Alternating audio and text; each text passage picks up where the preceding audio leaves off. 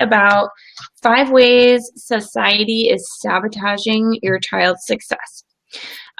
We had a great discussion, a lot of participation from those who were tuning in. So if you missed that broadcast, you are going to want to check that out. You can either scroll down on my page or go to my business page, Fly on the Wall Counseling, or Tiffany's page, GF Mom Certified. You can find the broadcast there, or if you don't feel like scrolling through a million posts, you can just leave your email address below and I can just shoot you an email with the link. So that would be super simple, super easy. So if you're interested in that, let me know. And I put it up on YouTube. So if they go to my YouTube channel, they can find it there. Excellent. Wow. Awesome. Very good. All right. Let me see if I can share here. I'm getting this shared. And we'll be ready to go.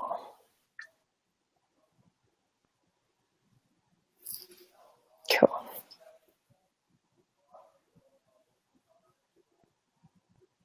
All right. Me too. Okay, so today we are going to be talking about ways to boost attention and bash bad attitudes.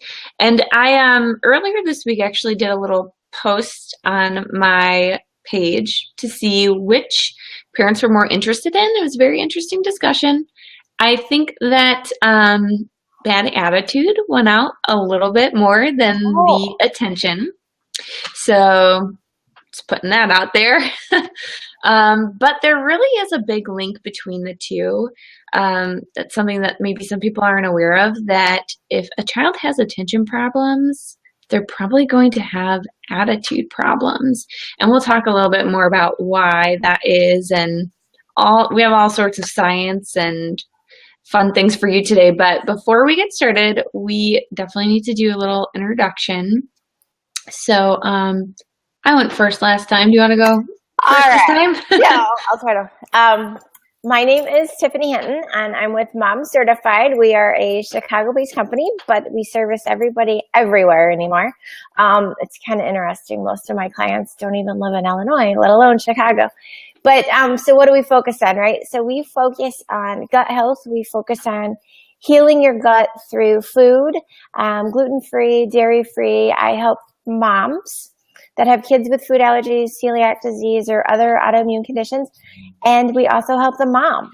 So if you are a woman that has been diagnosed with rheumatoid arthritis, type 2 diabetic, celiac, fibromyalgia, lupus, any of that stuff, we've got recipes that can help you in your day-to-day life. We've got tips and tricks that can help you.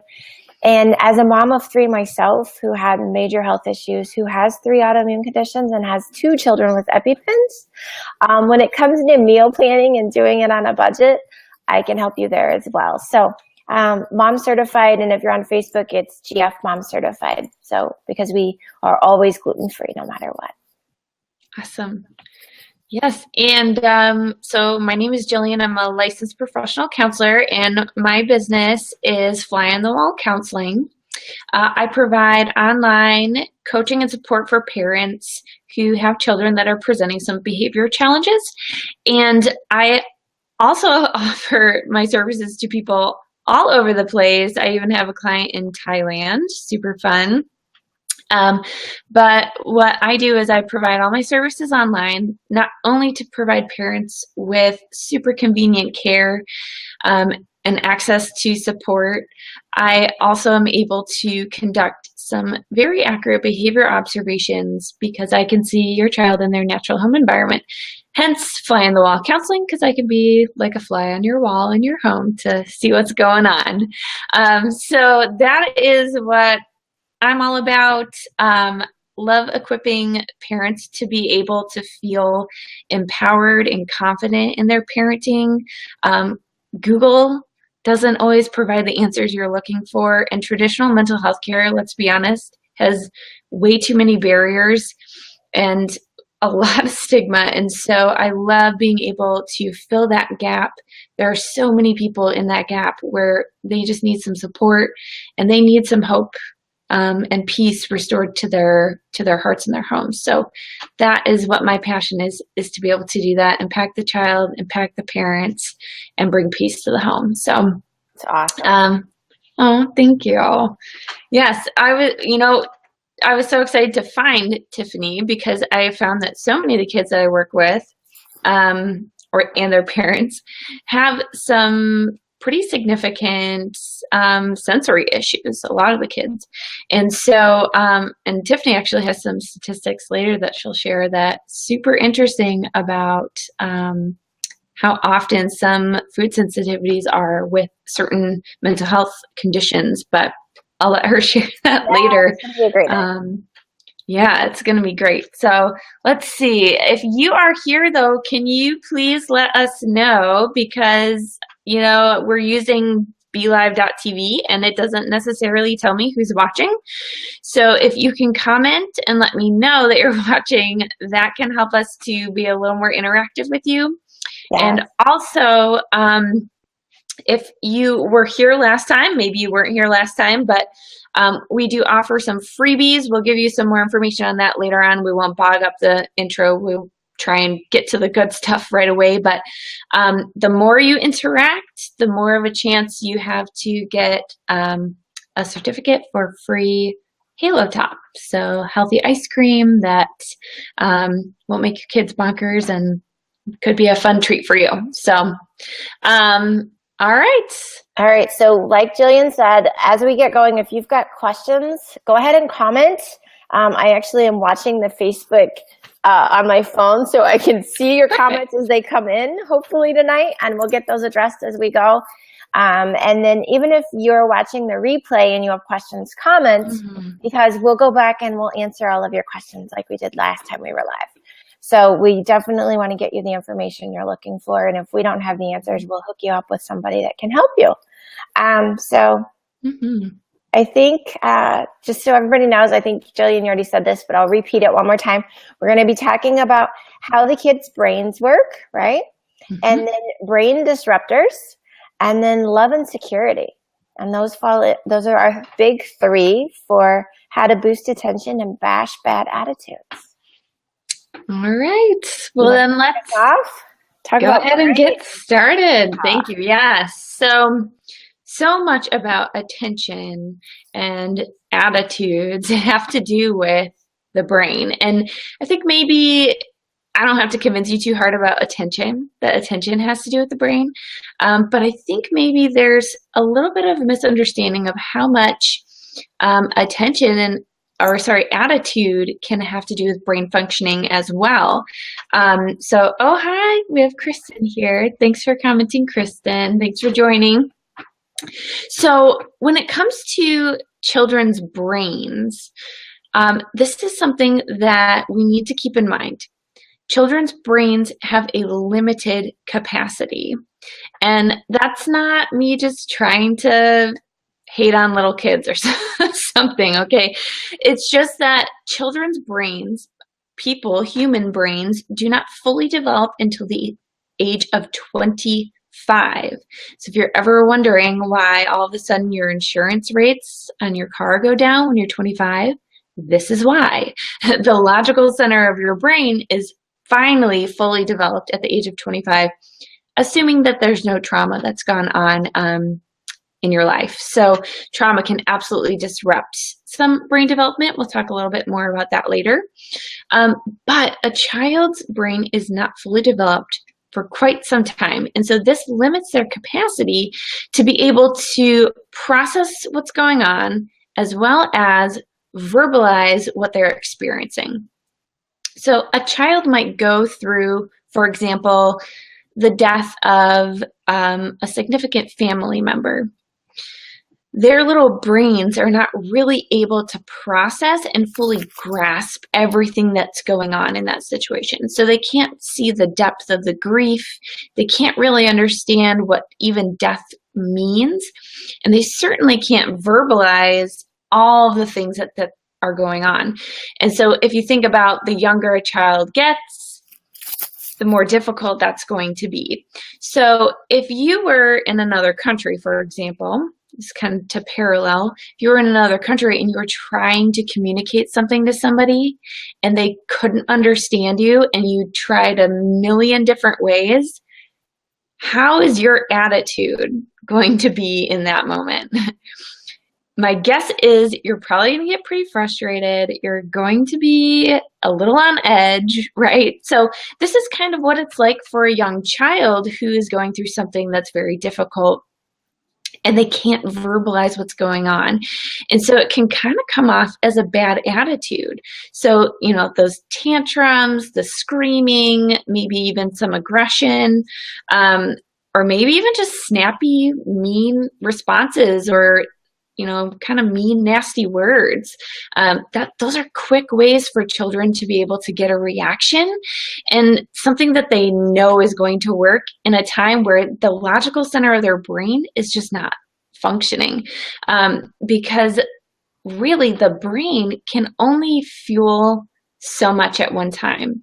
And so when there's this young child and its emotional center is fully developed and rearing and ready to go, and it's got this little potential for logical, what their go-to is going to be is that emotional center of the brain. It's kind of like muscles. You know, when you work a muscle, it gets stronger. Well, for a child, that emotional center of the brain is stronger. It goes down those neural pathways more often. And so they tend to go to the emotional side, which can bring up those bad attitudes. And when you're extremely emotional, it's kind of hard to pay attention to things that are going on around you. So if you are reacting emotionally, you don't have the logical part of your brain to bring you back to, oh, I really should be doing this right now. Or, oh, right, my mom asked me to, do X, Y, and Z. But they got super excited because they just saw their favorite TV show commercial come on, right? So the emotional center of the brain can just so easily take over and it can disrupt attention. It can absolutely cause some sticky attitudes as well. So that's kind of about brain development. Now, on top of that, and we talked a little bit about this last week, we have this need, or children rather have this need to unload everything they've been processing during the day. And children, people in general, process so many things during the day, especially if we are regularly consuming media, and especially if children are in school. They're going through so much information, so many people. If you think about a TV show, in about 30 minutes time, 3 days can pass in a TV show. There's constant change. There's all these different things that they're needing to process. And they don't always have the time to slow down, be with their own little brains, and go through that. And so they're experiencing some overstimulation. And when they're overstimulated, it takes a lot less for them to get frustrated, to get emotional, and they have so much going on that they can't focus on one thing because their brain is trying to process everything that's been going on, but it can't because it keeps receiving more and more input. So again, attention is down and bad attitudes are up. So we need to make sure that we're allowing kids time to process, time for quiet, time to just be with themselves and be creative without all this external stimuli. That's going to help with their attention, their mood as well. And so, when it comes to trauma, this is kind of like the last piece of this. Know that if your child has gone through anything traumatic, and trauma is kind of a relative term to a child. Maybe the death of a dog could be traumatic, whereas to another child, it's not a big deal. It might need to be a death of a parent to be traumatic to a child. Certainly that would be. It could be moving. It could be even something that you think is pretty benign. To that child, it could be extremely significant. And that traumatic event can kind of halt their brain development and cause them to struggle more with emotion regulation. And that, of course, is going to bring on the bad attitude and distract their attention. We'll talk a little bit more later about safety and security. But when trauma is a part of this whole picture, it can really make some things complicated. Now, some things you can't control when it comes to traumatic events. There are some things that you just don't have any control over with your child, but there are ways that you can make sure that they're supported, that they're able to process through those traumatic events and be able to, over time, de-stress and hopefully get back on track to that normal on-time brain development. So I have a question for you, Jillian. Yeah. So when you have kids that necessarily can't communicate yet, right? And they're having those frustrated situations, I have a great example for you. When my youngest was 2, she didn't have all the words that she needed in her vocabulary. So when she would get mad, she would growl. Kind of like a tiger, right? Yeah. And we knew that was her way of kind of not screaming at somebody, but yet being like, I don't know what to say, but I'm not getting what I want, or something's not happening, and she would growl. But what are other ways that are productive for children to be able to show some of that frustration? Yeah, something that is really helpful when they're using maybe sounds or even aggression. Aggression is another typical way for a child to get your response, or maybe asking the same thing over and over and over and over and over and over again. But when they're doing kind of, those growlings, I've heard many parents say that, by the way. So if you're out there and your child is doing that, normal. It's totally normal.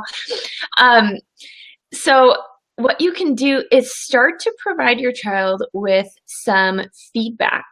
You can let them know, okay, you're growling. That shows me that you must be angry or upset. Start giving them feeling words so they can start to become self-aware and knowing what feelings tend to go with their growling, so that you can help them to start to develop that vocabulary, that emotional vocabulary, because it might not come very intuitively to them. You can also let them know that, when you growl, that doesn't let me know what's going on inside your heart or inside of your mind. I understand that you're upset, but I can't help you until you use your words. And of course, a 2-year-old is going to have very limited words, but you could even just say in that instance, when you stop growling, I'll be able to help you. That way you're kind of addressing the behavior, but you're also able to let them know, like, hey, I hear that you're upset. I see that you need something. I can't help you, though, when you're giving me this kind of feedback. So, why don't you go ahead and calm down. I'm here to help you. You're communicating love. You're communicating support. You're not shaming them necessarily for growling. You're letting them know that it's a type of expression, but that to help them, they need to move past that. And so that kind of encourages them to develop and to create some new skills for expression. Gotcha. Great advice. Yeah, thank Great you. advice. Thank you. Does anybody else I'm kind of watching the feed. Are there other questions around the brain and how it works? I mean, for the people that are on the line now, we can always come back to this too if there's more. Okay. So I'm going to move in and talk a little bit about brain disruptors, right? And I've pulled up some scientific stuff because I know that facts are not like everything, but facts give you feedback and they give you kind of a basis point so you know that, hey, I'm not the only one. They're seeing this in science and they're seeing it other places where you're like, I'm not crazy anymore. I knew this was connection, right? And that's what with a lot of the people I work with, a lot of the moms are like, I knew there had to be a connection. Well, and then you find out, well, science said it had this connection. So first and foremost, I kind of want to talk about the blood-brain barrier, right? And what the blood-brain barrier is, and then Yeah, we're talking about brain disruptors. I just saw that flag. So you have a blood-brain barrier, and the intention was so that it would keep things that were toxic to your brain out of your brain, and it would keep things that weren't supposed to get into your brain tissue out, and they would stay in your bloodstream to be excreted, right, through urination or whatever type of excretion, sweat, or whatever your body's got going. But what we're finding, and what we've known in science since the late 1970s, is that gluten is one of the foods that can break down in the stomach, and it becomes mixed with the polypeptides that cross the blood-brain barrier. Okay, the other one that I'm aware of is casein, which is found in cow's milk. And so once that gains entry into the brain's morphine receptors produce a sensorial high. And what's happening is every time you're eating that food that passes that brain barrier, it's giving you a sense of rush or an euphoric, like, oh my goodness, like if you have a workout, right? And after your workout, you feel amazing. That's what these foods are doing to the brains of these children, or even adults for that matter, right? And since we've known this since the 1970s, companies now are intentionally putting gluten or casein in their food, knowing that it's causing a neurological euphoric reception to your body, and you're feeling like, oh my goodness, this is so great, I need more of it. And one of the companies, it's sad, but one of the companies that does this is McDonald's. McDonald's intentionally flavors their French fries with casein, dairy, and with gluten, along with beef broth, so that you want more French fries, and you keep coming back for those fries. And that's why your brain thinks that McDonald's fries, and I was one of those kids growing up, McDonald's had the best fries. You never ate fries anywhere else. Oh, I didn't want those fries, right? Well, I didn't know at the time that McDonald's had the science to make you want their fries. All right. So given what I just explained, that's kind of why the food manufacturers are trying to pack as much gluten back into their products. And I know I was on another webinar last week, and we were talking about how they're stripping foods out and breaking them down. And then at the end of the manufacturing process, they're adding stuff back in. And what they were explaining to me was that in a standard wheat cereal, the manufacturers are stripping the gluten out, but then adding up to 60% more gluten back in at the end than what a normal wheat grain would have in it, because they know that it provides this response in your brain. Okay. And then the other thing, okay, so I wanted to explain that whole like blood-brain barrier and what it's doing, and why people that have like ADHD and other things, when you remove the gluten and the dairy, that's why a lot of them you see the impact, the difference. But you've got to go through that whole,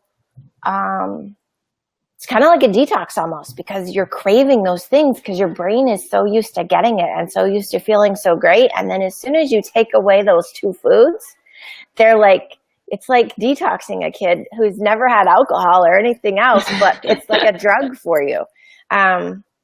So if you've got people that have been diagnosed with inattention, impulsiveness, hyperactivity, behavior problems, performance at school, or they have problems interacting with other children, those are symptoms to look at to see, hey, is the gluten in the food actually affecting the child's ability to kind of interact with other children in a, I don't want to say normal because nobody needs to be normal, but in a regular, interaction, right? And so what I was sharing with Jillian before we got live here is that there was a study done in the Netherlands in 2002, so not too long ago, about 15 years ago, right? And it found that there's behavioral impact, okay? So out of every 40 kids that have been diagnosed with ADHD, 25 of those children were found to have either gluten sensitivities or a gluten type allergy. And what they found is when they removed the gluten from those 25 kids, 73% of the children with ADHD, their ADHD cleared up without any medication. Which to me, that's kind of amazing. It's so significant. Yeah, it's crazy. So when it comes to those brain disruptors, a lot of people think, oh, it's just the toxins, or oh, it's just the chemicals. It's not just toxins or chemicals per se. A lot of times it's what we introduce into our body. And so Keeping in mind that the gluten can cross the brain barrier and that the casein can too, and it goes into that morphine receptor, which then makes you feel amazing and makes you want more. It's just one of those things that you may not have an allergy test that says, hey, you're allergic to gluten if you've got a kid with ADHD, or you're even a mother that struggles with distraction, right? You can never focus. If you just take the gluten out of your own diet for like the 21 days is what I always say. Do it for 3 weeks. See if there's an improvement. And then after that, you're going to know it, because there's not a blood test to say that you have this blood-brain barrier open. You have to just kind of take it out by elimination and know for sure. Yeah, and to all of you who are skeptical, because I'm sure many of you are, I loved all of my glutinous items. But you know what? It got to the point where I had done a detox and tried eating gluten after that, and it made me horribly sick. So once I detoxified my body and I was back to where my body should be and healthy, my body rejected gluten. And it got to the point where it just wasn't worth it anymore. You know, what is your quality of life worth? And you know, Tiffany, I'm sure there are some people who are like, oh, sure, we're talking about, you know, boosting attention and getting rid of bad attitudes. So of course she's going to say like, take out gluten and, you know, do all these things that are hard. What do you say to that person? What about that? What's up with that resistance? The resistance for me is, what do you say to them, right? I guess to me, it's the difference is putting your kid on a pill, right? And kind of stifling their curiosity and taking away everyday joy. Because what I see in a lot of children is once they go on a pill, it makes them kind of not notice like, oh, there's a butterfly over there and it's so pretty, because we've stifled their brain chemistry. So those little itty bitty things that to me are fascinating, right? Or wanting to watch a caterpillar explore, or, you know, watching, like my daughters sometimes get on YouTube and they just want to watch, you know, whether it's a butterfly coming out of a cocoon or a caterpillar making a cocoon. That's their most recent thing. So that's what's coming to my head. Is if you've got a kid that's taking medication because you don't want them hyperactive in school, those are the kids then that go on the medication and now they have no curiosity left in them. And they kind of become, it's sad to say, but almost zombie-like. Yeah, I was just going to say zombie, say zombie. They're kind of zombie-like. And so the other thing you have to look at, right, is you have to look at cost. How much are those pills costing you every single month? And then a lot of parents, I get on the phone with them and I'm like, how much do your medications cost you every month, right? And they're like, oh, easily $1,000. Because most of us anymore don't have great health insurance. We just don't. And a lot of single moms have no health insurance. So then the prescription medication is ridiculous. And if I could tell you that you didn't have to buy medicine for the rest of your, and if you're spending $1,000, let's say you're spending $1,000 every 3 months. So you're still spending $3,000 or more a year, right? For the rest of your life. That's a lot of money. That's like college tuition.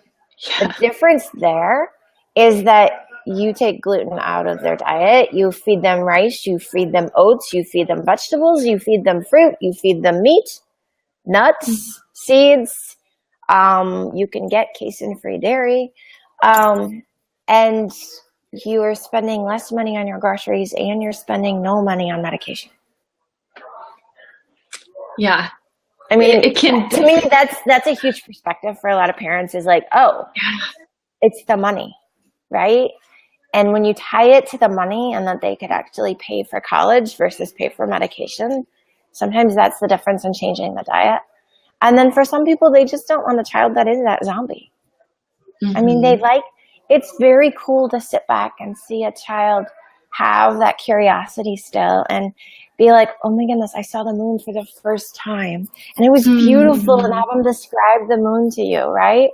Or whatever it is. It's the little things that I mean, when me and my husband were dating, we always had this thing like it's our first, meaning it was the first thing that we got to do together. We may have each done it individually, but we got to do it together for the very first time. And it was like these little things, right? Oh, we had tacos for the first time together. And they were corny. But at the same time, your child has a lot of firsts in life. The first time they go on an airplane, the first time they see a lion at the zoo, right? And if they are on the medication, do they really get the experience? It's a great point. Yeah, and from my experience working with children, a lot of them who were diagnosed with ADD or ADHD, there were very few of them who I think really required the medication. I'm not going to say that it's never necessary, but very few of them absolutely needed and thrived on medication. There are some really easy, natural ways to address, whether it's through support or whether it's through changing diet. And my goodness, that it may not at first feel like a simple change, but it is a simple change, because a simple change is just making a couple different choices. Instead of buying bread, you choose something else, just little swaps, and you get used to it.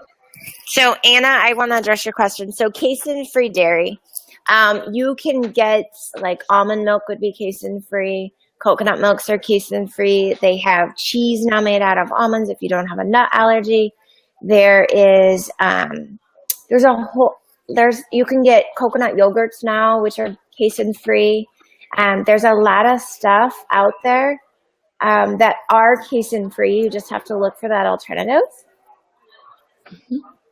Yeah. Do you know of any stores that might carry, nationwide stores that might carry some of those? Target, Walmart. Oh, perfect. Anywhere.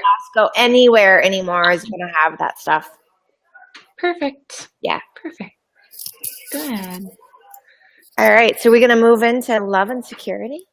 Sure. As long as we don't have any other questions from the gallery out there, we can definitely move on. So attention and bad attitudes are very common issues with the clients that I work with. So, that's one of the reasons why we chose this topic, because we know that it's just so pervasive and that so many people could use help and support in this area. So something that we talk a lot about in my coaching sessions is how to establish safety and security. So I could talk forever about how to do this. I don't want to keep you all on here forever. So we'll just talk about why establishing safety and security is so important, because that may not be intuitive and you may not see how that kind of attaches to the issue of attention and also bad attitudes. So previously I had mentioned about how trauma disrupts the brain. And that's because trauma is a rude awakening that somebody's world is not safe and it's not secure. Now, there are all sorts of different levels of feelings of safety and security. So we may not need to experience trauma in our life to question whether things are safe and secure. And there's also different types of safety and security. So when we think of safety and security, we might kind of just automatically go to the idea of physical safety and security. So, that involves having a roof over your head and food on the table and water to drink, and knowing that someone isn't going to bust into your home and take all of your things, or there isn't going to be a drive-by shooting or something like that. And these are some things that people do experience and run into on a regular basis. And so those are very real things for some people. But for some of you watching, maybe many of you watching, those things aren't a common reality. And you're thinking like, well, my goodness, I definitely provide a safe home for my child, and I definitely provide them food. They don't go hungry, and they know that I love them. And so how could safety and security be an issue in my home? And sometimes when I talk to my clients, they actually feel a little offended at first that I suggest that, well, your child might not be feeling safe and secure. But this is by no means a hit on the parent that they're doing something wrong or neglecting their child necessarily. That's not the case at all. But rather, it just means that they're questioning some things and they're wondering, can I express myself in this way? Am I able to share this? And so some of it too is personality. Some kids are brazen, right? And they they don't care. They're not afraid of anything. But then you have some kids who just are natural kind of worriers, and they're always wondering if things are going to be okay. And so depending on the personality of your child, this issue of safety and security could be heightened for them just because of that. Not because you're doing something wrong, not because you're neglecting them, but just because that's part of who they are and how they tick. Also, something that I see as a major reason why kids may be questioning safety and security is if the parents are chronically experiencing and expressing anxiety. And goodness, there's so many valid reasons for people to be feeling anxious in today's society. I could talk again forever on that.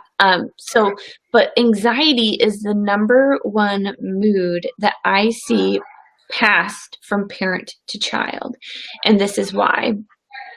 When you as a parent, as the adult, the one in charge, the one caring for the child, is anxious and you are questioning your safety and security, because that's really kind of what anxiety is wondering if everything's going to be okay, then your child is saying, well, the person who protects me is worried about our safety and security, so I must really be in trouble. And so this can cause them to question safety and security, whether they're with you or without you. It can be something they kind of pick up and carry with them. And so that's something to be mindful of. And if you struggle with anxiety, reach out, get support. It's there for you. I would love to walk you through that. And definitely, some of the things Tiffany talked about too, in terms of food, can absolutely affect your levels of anxiety. Hormones can affect that, which can also be affected by the foods that you eat. So many different ways that we could address that. But that is definitely one way that could cause your child to question their safety and security.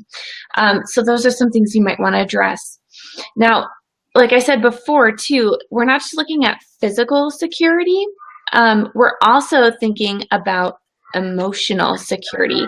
And this is where it definitely can be even more tied into the attention and bad attitudes. Because if your child does not feel emotionally safe, they are not going to feel loved or respected or cared for. I don't know about you, but if someone doesn't care about you, or someone thinks that, or you think someone's not going to give you the time of day, are you going to pay attention to what they have to say?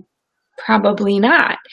And if you're questioning how they feel about you, and you're kind of frustrated with the way they deal with you on a regular basis, you're probably going to have kind of a crummy attitude towards them when they ask you to do things or whatnot. So same with a child, right? If they don't feel like they can really express their emotions, what they're feeling, what they're experiencing, without being told, you need to suck it up, or time to be a big girl or a big boy, or things like, you can't be crying like that, or crying is not okay, or, be a man, right? All these different things that are so common. And even how many times as a child were maybe we told, suck it up, this is life, you just got to learn how to deal with it and move on. Stop crying, right? They need to feel like they can actually express themselves. And this might even mean that they say some things that are not very nice, that are kind of rude at times, but you allow them to say those things, and then you react appropriately later on when they're calm. But they need to feel like they can actually express themselves, and that they don't have to put a filter on who they are.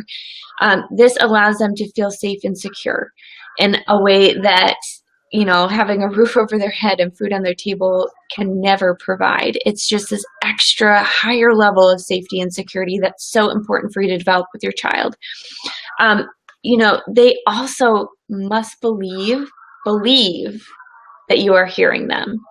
So you may say to your child, I hear you.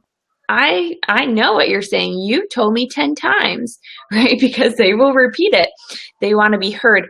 That means they don't believe that you're hearing them. And there's a really big difference there. Allowing your child to know that you're actually hearing them, giving them feedback, letting them know that you value what they have to say, all of a sudden they're going to be a lot more perceptive to listening to you. That bad attitude is going to go away if they know you're going to actually listen and consider what they have to say instead of saying, yeah, I heard you, but I'm the mom or I'm the dad and this is how things are going to be. And it's so easy to get into those situations because you're frustrated too, and you don't like the bad attitude and you want the bad attitude to go away. But if we respond with a bad attitude to a bad attitude, we're teaching them to continue to do what they're doing. And we're going to lose their attention down the road. They're not going to respect things that we have to say. They're not going to listen when you give them directives. It's just not going to be a priority to them. So they need to know that your relationship with them allows them to express themselves fully and to actually be heard so that you can get them to want to naturally pay attention to what you have to say and respond to you in a way that they know you love them, you care for them, so they're going to respond in a kind and wonderful way as well. Awesome. Yeah. All right. So Anna said, good to know about the anxiety. Yeah, absolutely, Anna. And I think, that's something that some parents might be surprised or afraid to hear. That's, and my heart in that is not to say like, you better, people better get rid of that anxiety. You're going to mess your kids up. That is not it at all. It's just something to be aware of, something to work on.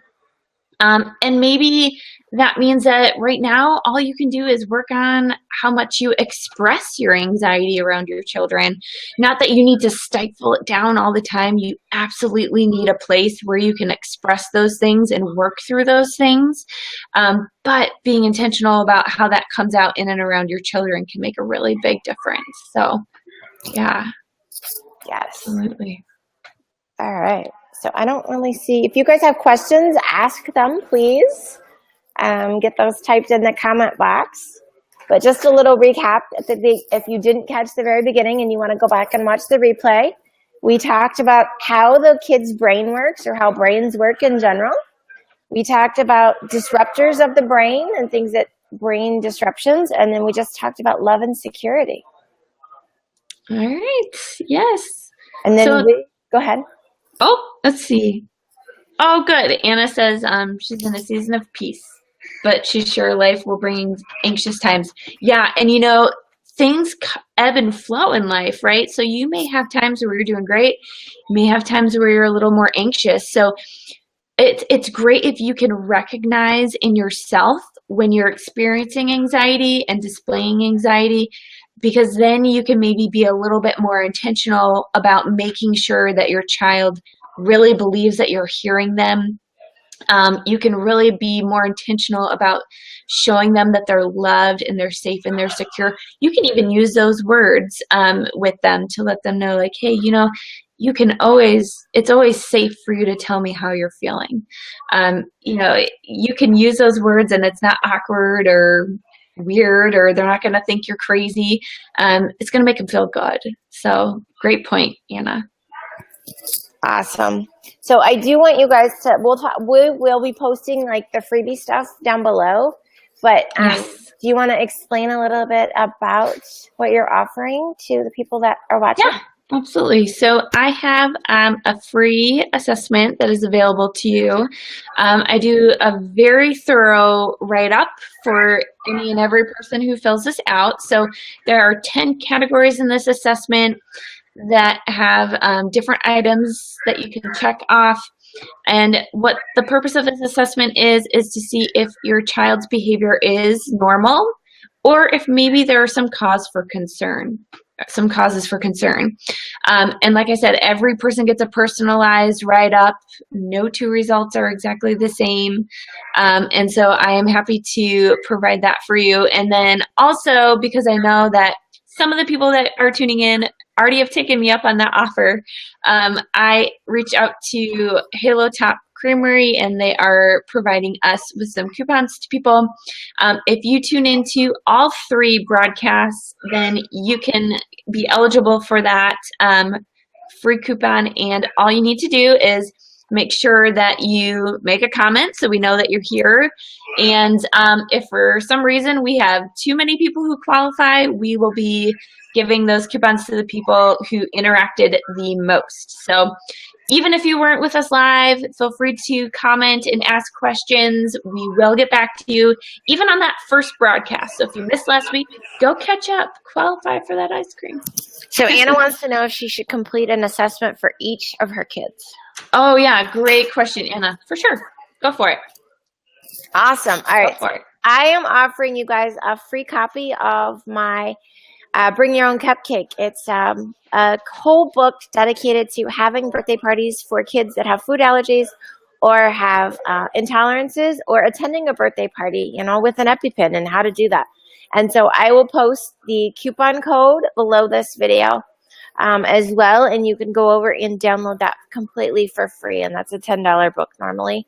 And then the other thing I want you guys to know about is I want you to know that we won't be here next Tuesday, but we will be back April 25th, okay?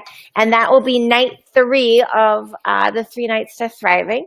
And on April 25th, we're going to be talking about sneaky ways your past is influencing your children. And I know for me personally, sometimes I say stuff and then I listen and I'm like, oh, I just sounded like my mother, right? So it's those little things. I know we're talking about a lot more than that, but just, it'll be a great night on the 25th. It will. And, this is something that might sound a little scary, thinking about your past. Please know that Tiffany and my heart is to set you up for success, to set your kids up to thrive. We are going to do this in a loving and gentle way. Nothing to be afraid about. We're going to just deliver some extra excellent content for you that day, and be sure to join in on the conversation. The more comments, the more questions, the better.